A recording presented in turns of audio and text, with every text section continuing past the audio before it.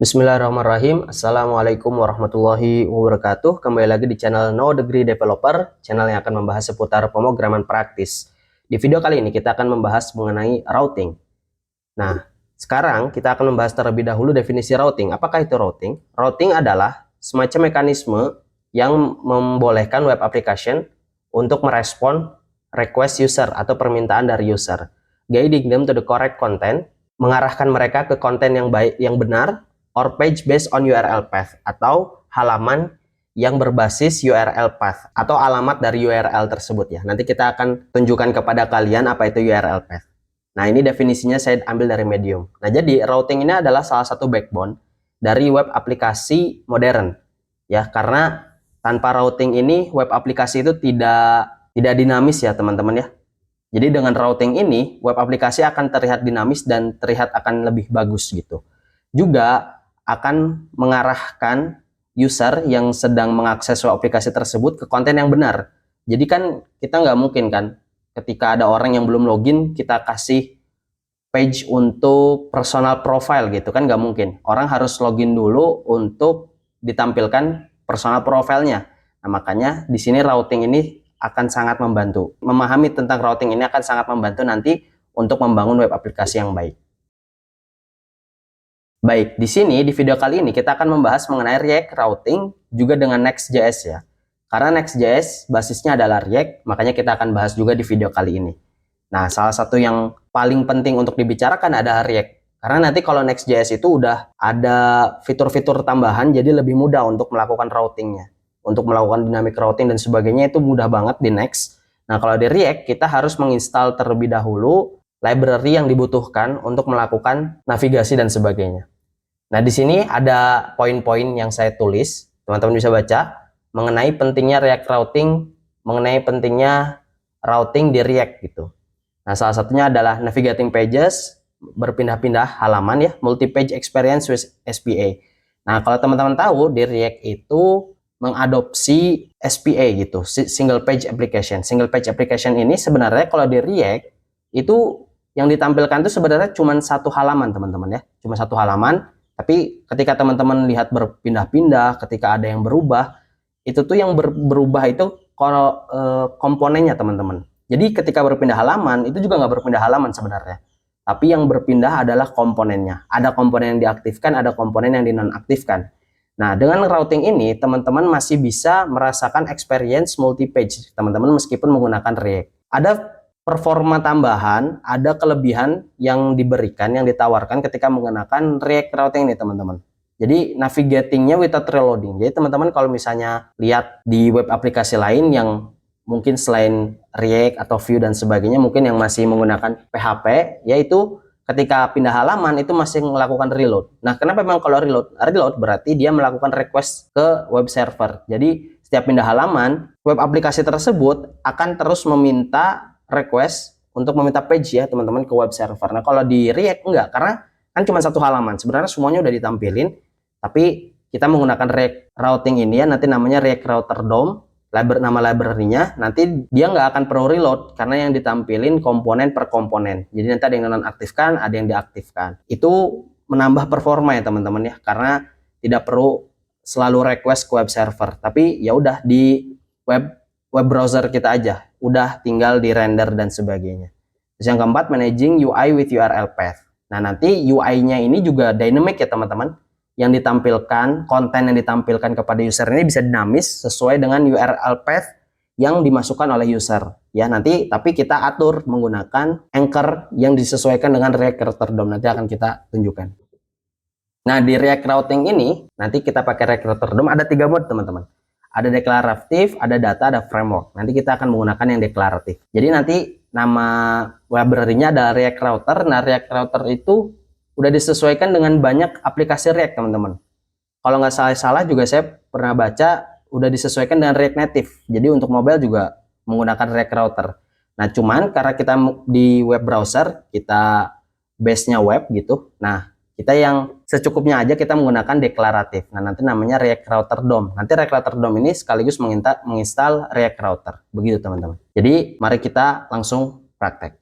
Baik, seperti biasa kita buka workspace di mana kita akan melaksanakan atau melakukan project ini. Saya akan masuk ke sini. Saya udah membuat 2 project, yang satu menggunakan Next, yang satu menggunakan React. Ini sebagai contoh. Untuk Next kita sendiri ada aplikasi Next Router, ini ada React Router. Kita akan mencoba menggunakan React terlebih dahulu ya teman-teman. Kita buka React Router menggunakan VS Code seperti biasa. Ini silang dulu. Nah, di sini teman-teman lihat, ini saya baru aja install ya. Jadi masih ada aplikasi atau file-file defaultnya. Saya hapus terlebih dahulu. Karena di sini saya tidak menginstal Tailwind ya. Jadi nanti mungkin yang akan kita lihat sangat basic ya teman-teman. Nggak ada layoutnya. Tapi nggak apa-apa. Kita hapus dulu semuanya. Nah, kalau di React biasanya export defaultnya di bawah teman-teman. Tapi kalau teman-teman pengen di atas juga nggak masalah. Jangan lupa return. Di sini fragment. Masukin H1 sebagai contoh aja. Hello world. Save. Baik, kita coba buka. npm run dev. Kita buka di web browser. Error. Oke, indeks CSS-nya lupa saya matikan. Supaya saya hapus. Save. Oke, berhasil. Hello world. Nah, teman-teman bisa cari di Google React Router. Di sini ada library atau dokumentasi, library documentation-nya ya, yang resmi, docs. Nah, di sini ada 3 mode teman-teman, ada deklaratif, ada data, ada framework. Kita cek aja di picking mode untuk melihat perbedaan-perbedaan cara penggunaannya teman-teman. Ini untuk yang deklaratif, ini ada yang data, ini ada yang framework ya teman-teman. Nah, perbedaannya apa? Perbedaannya teman-teman bisa scrollnya di picking mode ini. Nanti ada yang di checklist, ada yang enggak ya, ada yang dicentang, ada yang enggak. Nah, kalau deklaratif itu paling sedikit fiturnya teman-teman, tapi karena kita sederhana saja, maka ini sebenarnya sudah mencukupi teman-teman. Jadi ini disesuaikan dengan kebutuhan teman-teman aja, data dan framework ini. Nah, teman-teman kalau mau lihat installation gimana framework, bisa cek di sini. Kalau yang data gimana, bisa cek di sini. Kalau yang deklaratif gimana, teman-teman bisa cek di sini. Terus nanti untuk tadi ada fitur-fitur tambahan, teman-teman bisa cek di bawah di API komponen ini. Teman-teman tinggal klik aja wait. Nanti di sini ada yang berwarna, ada yang enggak ya. Berarti ini tidak support untuk deklaratif. Kalau teman-teman cek ke bawah di link, nah ini berarti support untuk semuanya. Gitu ya teman-teman ya. Baik. Tapi kalau misalnya teman-teman buka di deklaratif mode dan installation, ini baru install React Router-nya teman-teman. Nah, yang ingin saya install itu ada React Router DOM, yang mana React Router DOM ini juga nanti udah menginstal React Router. Jadi teman-teman buka aja React Router lagi. Teman-teman buka yang Web3 School teman-teman. Nah, di sini yang kita install React Router DOM. Ya, tapi React Router DOM-nya ini sudah include dengan React Router ini. Nah, bedanya apa kalau React Router DOM ini digunakan untuk web browser, teman-teman. Makanya ini dev dependencies-nya D gitu. Karena nanti hanya di lokal aja, ketika kita deploy yang selalu ada tuh yang React Router gitu, teman-teman. Tapi kita install untuk pakai yang ini. Oke, ini copy paste aja. Ini matikan dulu. Paste. Kita install, tunggu selesai. Nah, nanti kita menggunakannya kalau misalnya teman-teman buka library resmi, ini di main ya teman-teman, main TS. Kan ada React DOM create root gitu. Nanti teman-teman kalau buka main TS, nah ini ada create root bla bla bla gitu ya. Nanti ada app. Nah, cuman karena ini udah ada strict mode gitu, ini sebagai bantuan kita ya. Memang dari file-nya aja udah dikasih, makanya kita nanti untuk React Router DOM-nya kita taruh di app aja teman-teman ya. Nah, baik, langsung aja karena instalasinya udah selesai, kita bisa langsung ngikutin yang di sini. Kita import dulu browser router. Jadi kalau di sini dipisah ya teman-teman ya. Browser router nanti di app dan sorry. Ini nggak dipisah teman-teman. Kita ke routing aja nanti. Lihat ada browser router, ada routes, ada route. Nah, ini juga udah dikasih tahu cara penggunaannya. Kalau misalnya teman-teman mau di Web3 School juga udah dikasih tahu cara penggunaannya, sama ya teman-teman. Cuman kalau di Web3 School dicontohinya di function app gitu teman-teman. Baik, kalau saya juga akan di function app karena nanti kita akan bikin pages ya teman-teman ya. Di sini kita akan bikin pages, nanti kita bikin pages, ada home, about, dan sebagainya. Makanya saya bikin di app gitu, karena app-nya saya nggak akan masukin sebagai page. Oke, langsung aja kita, teman-teman bisa browser router. Kalau misalnya teman-teman kontrol spasi dan nggak ada suggestion, no suggestions, teman-teman langsung copy paste aja dari sini.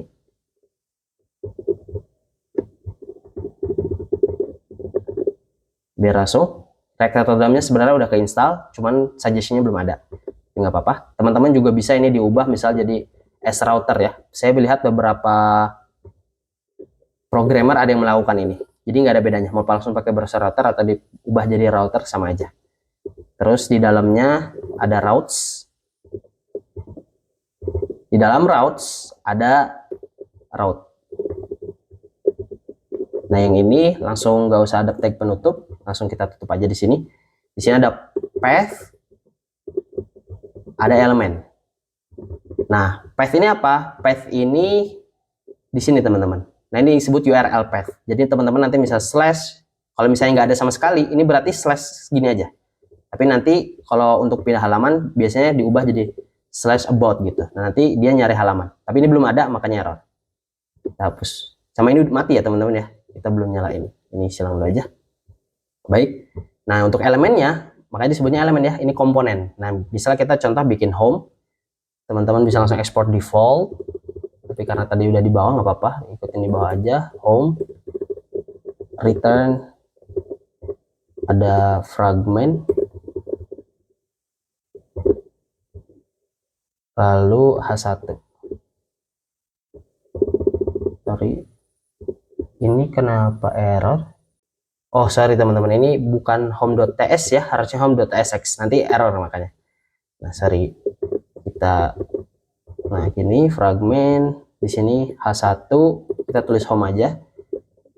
Terus karena ini halaman, biar kita tahu perbedaannya kita bikin lagi satu about.tsx gitu. Di sini ada function, kita about return export default about. Di sini H1 lagi kita bikin about. Baik, nah di sini elemennya baru kita pasang home. Karena kita udah export, dia biasa ada suggestionnya. Kalau nggak ada suggestion teman-teman harus import manual ya, jangan lupa. Nah di sini path-nya jangan sama about, kita bikin about juga. Nah udah diimport ya. Nah begini teman-teman, ini hardware-nya hapus aja. Baik, ini sudah berhasil kita bikin route-nya nih ya teman-teman ya. Ini sederhana banget. Mari kita cek npm run dev. Nah kalau misalnya teman-teman belum bikin kayak gitu, ketika ini diubah jadi about, nah udah berubah ya teman-teman ya. Kalau misalnya teman-teman belum bikin kayak gini, nggak akan bisa teman-teman. Jadi sebenarnya ini seakan-akan kita tuh pindah halaman, padahal ini kan komponen juga kan. Saya udah bilang kalau React itu kan library. Jadi sebenarnya sangat fleksibel sekali yang diberikan kepada programmer ya untuk mengatur file manajemennya, itu bebas banget.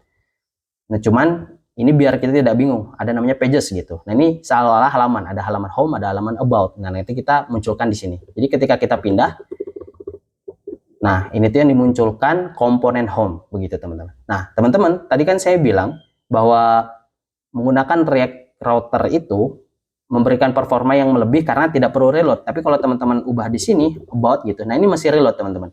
Kenapa? Karena kita tidak menggunakan semua utilities yang diberikan dari React Routernya tersebut. Nah makanya di sini nanti saya akan contohkan bagaimana cara navigasi menggunakan navbar ya teman-teman ya. Kita bikin dulu aja di sini ada layout teman-teman. Di sini ada contoh kita bikin main layout gitu, main layout.tsx ya, jangan lupa. Di sini ada function main layout. Ini juga komponen teman-teman, nggak ada bedanya sebenarnya. Jangan lupa export default main layout. Nah di sini kita akan bikin fragment yang ada navbarnya teman-teman ya. Nah di sini kita menggunakan link teman-teman. Nah link ini dari mana? Kalau kontrol spasi ada React Router DOM. Nah ini diimport dari React Router DOM. Di sini ada to. Nah di sini kita atur path-nya teman-teman. Disesuaikan dengan ini ya. Kalau path-nya slash, ya udah ini juga to-nya slash gitu. Nah ini karena tadi home ya, disesuaikan dengan ini, dimunculinya home. Maka di sini juga saya namanya home. Ini cuma nama aja. Di sini ada about. Kita kasih about. Save. Habis itu di sini kita kasih outlet teman-teman. Kasih outlet. Outletnya ini diberikan juga dari React Routernya teman-teman ya. Nah di sini kita akan route lagi. Nah, kalau ini kita bikin beranak teman-teman. Nah, lihat. Kita akan cek kalau beranak. Di sini nggak usah kasih path, langsung dikasih elemen aja. Ada main layout, tutup.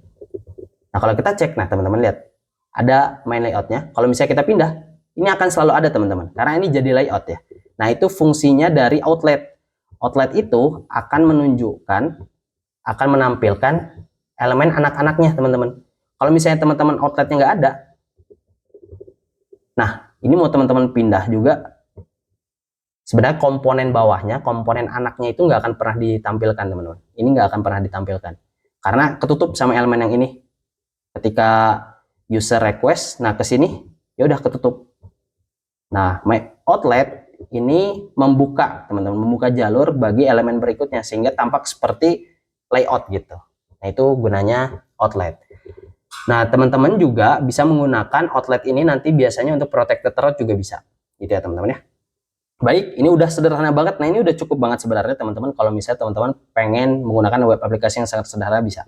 Nah, tapi di sini saya akan menambahkan sedikit mengenai dynamic route. Nah, sebenarnya kalau teman-teman buka di React routernya ini, karena ini path-nya slash gitu ya, teman-teman. Nah, selanjutnya itu sebenarnya nggak pakai slash juga bisa, teman-teman. Jadi path-nya langsung aja nama. Itu udah langsung disediakan, jadi otomatis nanti ketika kita harus akses di sini udah dikasih slash, teman-teman. Nah, ini kita kasih index aja. Index, ini kasih about kita. Kita coba cek apakah masih aman. Home, about. Nah, masih aman, teman-teman. Nah, index ini apa? Index ini mengikuti route parent-nya, teman-teman. Nah, sedangkan route parent-nya kan nggak didefinisikan. Kita nggak nulis path di sini kan. Nah, kalau nggak didefinisikan, dia sebaiknya paling luar ya, teman-teman. Karena defaultnya kan slash aja gitu. Nah, kalau misalnya di index, dia ngikutin route parent-nya. Jadi dia slash aja di sini. Nah, misalnya nih, saya kan udah bilang tadi ngikutin parent orang tuanya gitu ya. Si child ngikut, kalau index ngikutin path orang tuanya. Misalnya nih, kita pengen ada di dalam slash about ada slash lagi gitu. Nah, kita bisa bikin, teman-teman. Kita bisa bikin di sini route juga. Cuman nanti di sini elemennya taruh di bawah aja, teman-teman. Nah, taruh di bawah tuh kayak gini. Nah, sini kasih about. Nah, gitu teman-teman. Jadi ini cuma ngasih path aja. Nah, gunanya apa? Misalnya kita masih mau bikin di pages-nya ada about me gitu ya, teman-teman ya. About me.tsx. Di sini kita function about me. Return dulu aja ya. Kita hapus. Sorry, ada return. Sini hapus. Nah, di sini fragment dulu. H1 di sini about me. Oke. Jadi ini udah ada perbedaan ya. Tadi about, ini ada about me. Kita export default about me-nya.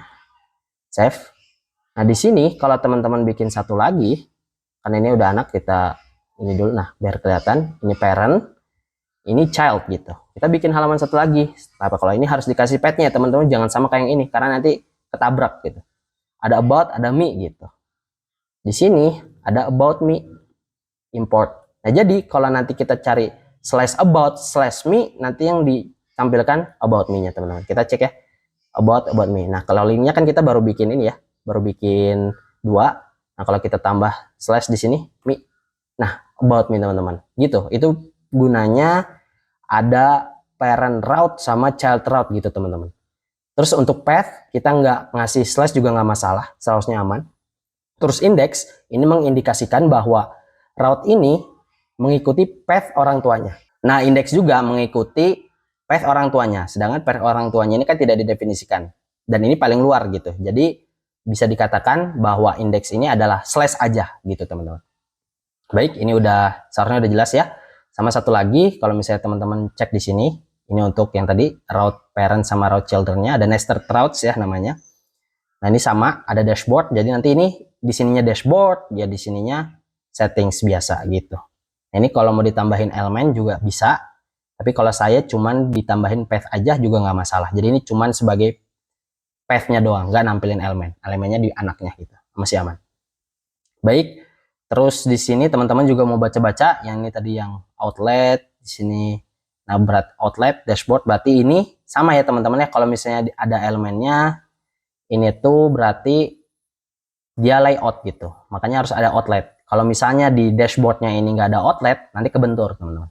Baik, sini ada layout routes ya, tadi udah kita contohin. Index route jadi contohin, ada route prefix. Nah, jadi project ini kalau cuman path doang, ini jadi prefix gitu ya istilahnya. Di sini ada route prefix.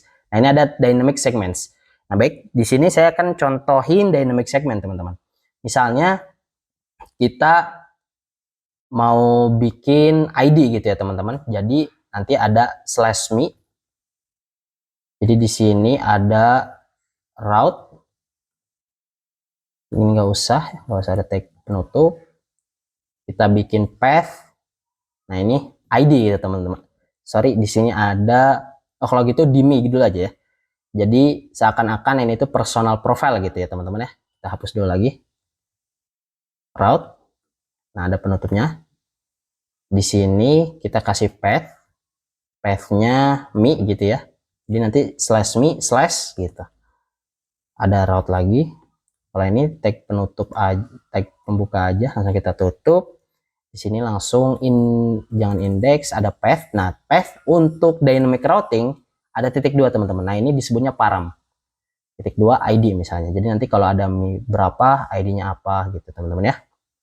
Di sini ada elemennya, kita bikin aja profile gitu ya. Profile.tsx. Di sini kita bikin function profile, kita return. Di sini fragment kasih h1, ada ID _2. Nah, nanti kita akan munculkan di sini teman-teman ID-nya ID berapa. Export default profile. Baik. Nah, di sini kita akan menampilkan elemen dari profile ya, komponen profile. Nah, karena di sini di path-nya ada _2, maka nanti kita akan bisa mengirimkan path yang dinamis teman-teman. Kan kalau ini udah pasti ya teman-teman about. Kalau nggak selain about dia nggak akan masuk sini.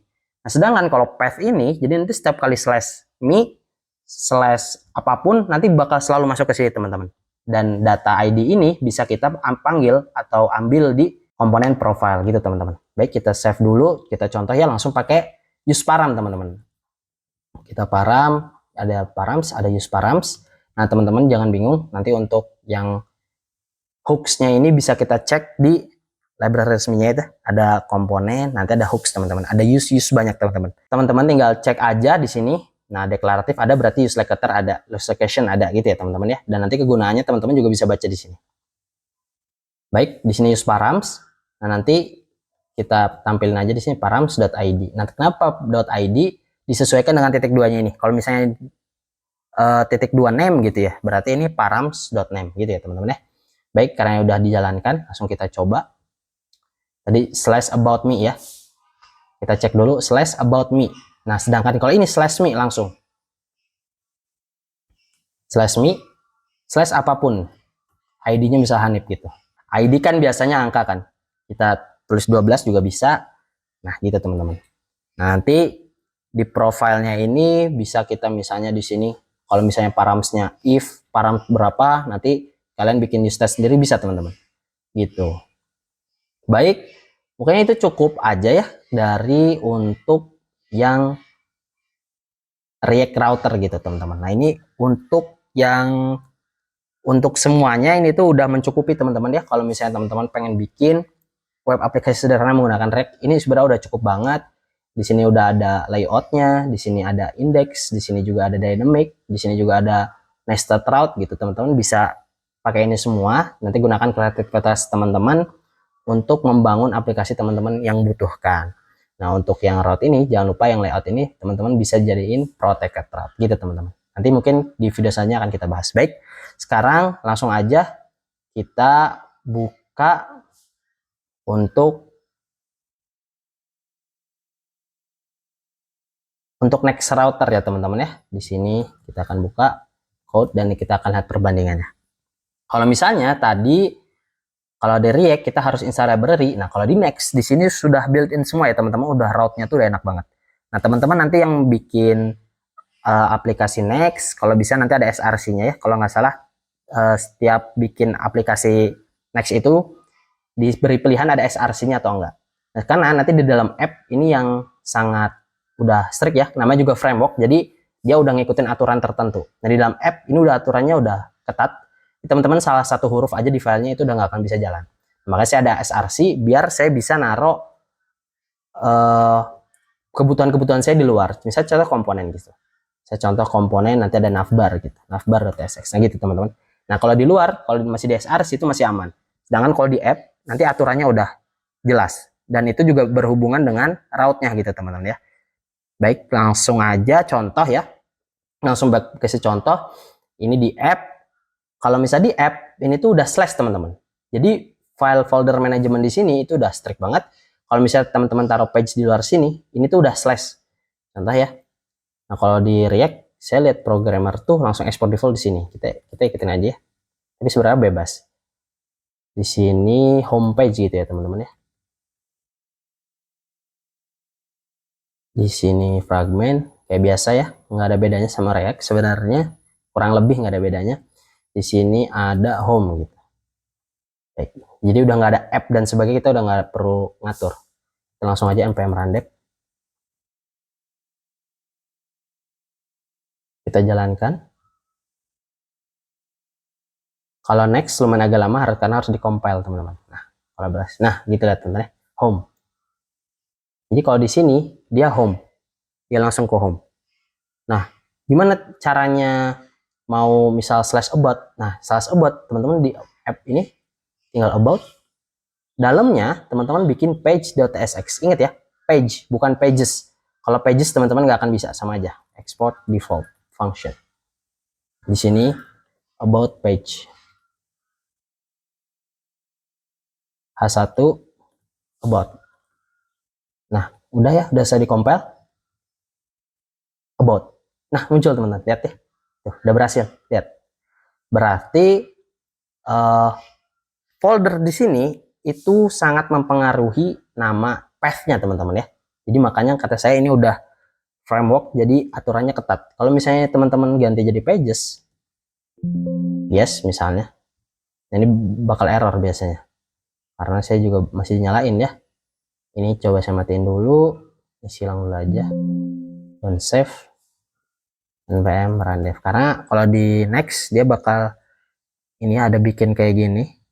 Nah, diinisiasi lagi. Jadi makanya tadi kalau saya ubah langsung nanti berubah di sininya. Ini kayak build-nya gitu ya. Build lokalnya gitu secara sederhana. Kita reload. Nah, dia udah nggak ada teman-teman. Mau dicari about juga tuh. Page could not be found. This page could not be found. Kenapa? Karena namanya pages, bukan page ya teman-teman. Kalau kita matiin lagi dulu. Kita ubah lagi ke yang benar. npm randef.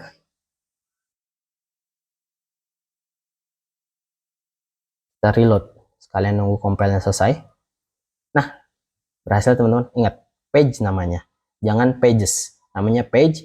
Terus setiap folder di sini itu tuh memanifestasikan ya, berperan sebagai path di sini. Jadi kalau teman-teman bikin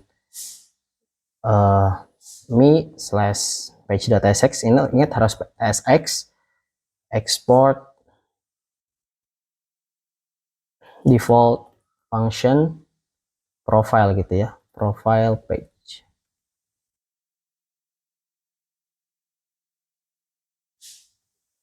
Sini profile, save. Nah, kalau teman-teman cek slash me, nah ada profile gitu teman-teman.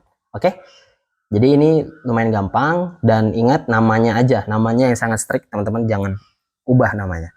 Nah di sini juga ada layout.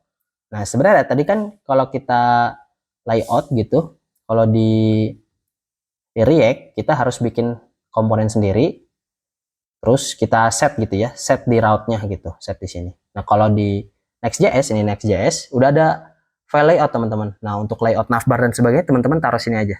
Ini kan udah ada HTML body, Nah, tadi page-nya itu taruh di children sebenarnya, teman-teman. Nah, makanya teman-teman nanti tinggal diubah di sini aja, ada navbar. Nah, ini tadi saya udah bikin komponen. Saya bikin navbar, contoh ya, export default function navbar. Return, kita nggak usah pakai fragment, langsung nav aja kali ya. Nav, di sini link. Ingat sama-sama link, cuman rada bedanya kalau di sini href, bukan to lagi. Ada slash, ada home. Kita bikin 3 karena ada about juga. Di sini ada profile. Nah, di sini path-nya disesuaikan ya, ada about, ini about, ngikutin folder ya, ingat. Ngikutin about sama me. Jadi saran saya teman-teman kalau misalnya pengen ada file-file tambahan, mending di luar app aja gitu. Saran saya. Biar nggak tabrakan. Di slash ini kita masukin navbar ya. Navbar, tutup. Save. Baik, kita coba cek. Nah, di sini udah ada. Ini nggak ada styling aja teman-teman. Tapi kalau di Next.js itu sebenarnya udah ada ininya, udah ada Tailwind ya. Saya juga install Tailwind. Kalau teman-teman mau. Kalau tadi kan saya nggak ada ini, jadi rada jelek. Ada gap bisa 4 biar kelihatan. Nah, gini. Jadi kita klik, ya pindah, klik, pindah, klik, pindah. Tuh nggak ada reload ya teman-teman. Jadi kalau teman-teman pakainya link, dia nggak akan reload. Sama kayak di React juga, kalau misalnya teman-teman pakai link ini nggak akan reload, jadi cepat banget ini. Baik, itu teman-teman. Dan kalau di sini tambahan terakhir untuk dynamic. Kalau dynamic teman-teman bisa pakai array gitu ya, kurung bracket, kurung siku gitu. Ini coba ya kita bikin di sini. Sama bentuknya halaman, karena bentuknya folder ya, karena folder ini tadi kan path, karena param juga termasuk path. Nah, di sini kita kurung id.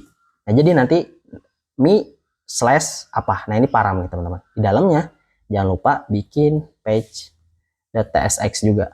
Di sini export default function. Di sini namanya mungkin my profile, return.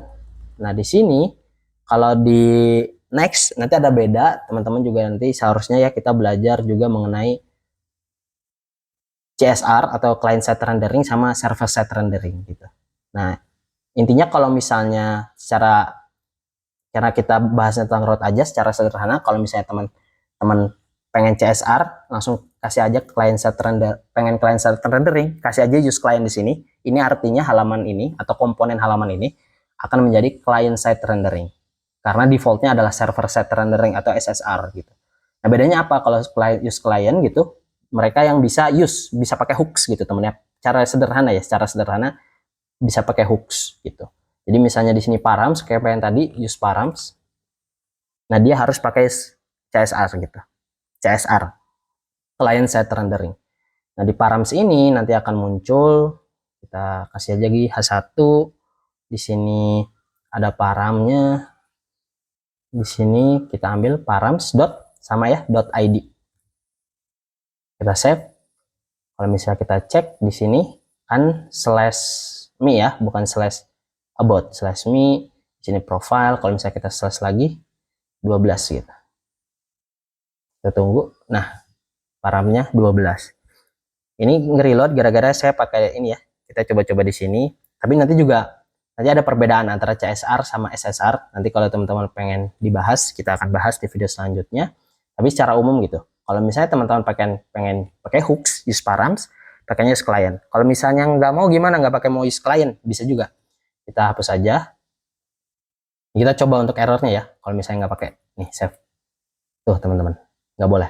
React only work in a client component. Jadi sebenarnya error. Tuh. This React hooks only works in a client component. Jadi React hook, ya ini hook ya namanya, cuman bisa digunakan di client komponen yang tadi saya bikin. Makanya kalau pengen kayak gini, kita hapus. Bukan pakai params di sini, tapi teman-teman bisa ngambil sebagai parameter. Params, nah di dalamnya teman-teman ID disesuaikan lagi, sekali-kali lagi disesuaikan. Nah, ini kalau ini namanya name ya di sini name ya. Tapi ini namanya params. Baik, save. Nah, sama teman-teman ya. Sama dapat.